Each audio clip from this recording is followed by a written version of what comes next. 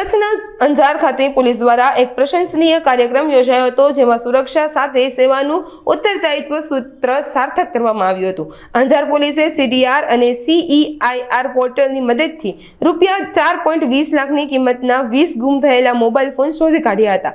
આ સાથે ગુનામાં રિકવર થયેલી 1.22 લાખની સોનાની ચેઇન પણ કોર્ટના હુકમ મુજબ તેને મૂળ માલિકને સોંપવામાં આવી હતી. TI AR ગોહિલના હસ્તે આ તમામ વસ્તુઓ સુપરત કરવામાં આવતા કુલ 5.42 લાખની મત્તાનો તેના માલિકને પરત મળી હતી. અમારો મોબાઈલ મહાદેવનગરમાં રહેતો હતો. એ સમયે મારી પત્ની એટલે મારી વાઈફ ઘરની બહાર શાકભાજી લેવા ગયેલા અને ત્યાંથી રિટર્ન આવ્યા ત્યાં સુધી મોબાઈલ હતો. ત્યાર પછી અમે એક દિવસ સુધી ઘર આખું જોયું, ત્યાં મળ્યો નહીં. એટલે ફોન કર્યા, ફોન લાગે પછી અડધા દિવસ પછી સ્વિચ ઓફ થઈ ગયો.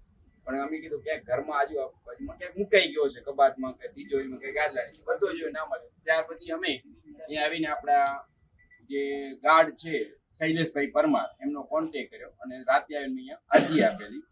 આજે અરજી આપવાનો લગભગ 4 મહિના જેવો થઈ ગયો. પછી મેં છોડી દીધું, કેમ કે હવે આપણે જવાબદારી પોલીસ વાળાની છે. અરજી આપી એટલે પોલીસ પોતે શોધીને આપશે, કેમ કે હું કોર્ટની અંદર ઓલરેડી નોકરી કરું એટલે આપણને ખબર હોય પોલીસની કામગીરી કેવી છે આ છે. પણ મને 4 મહિના પછી આ મોબાઈલ પરત મળ્યો છે.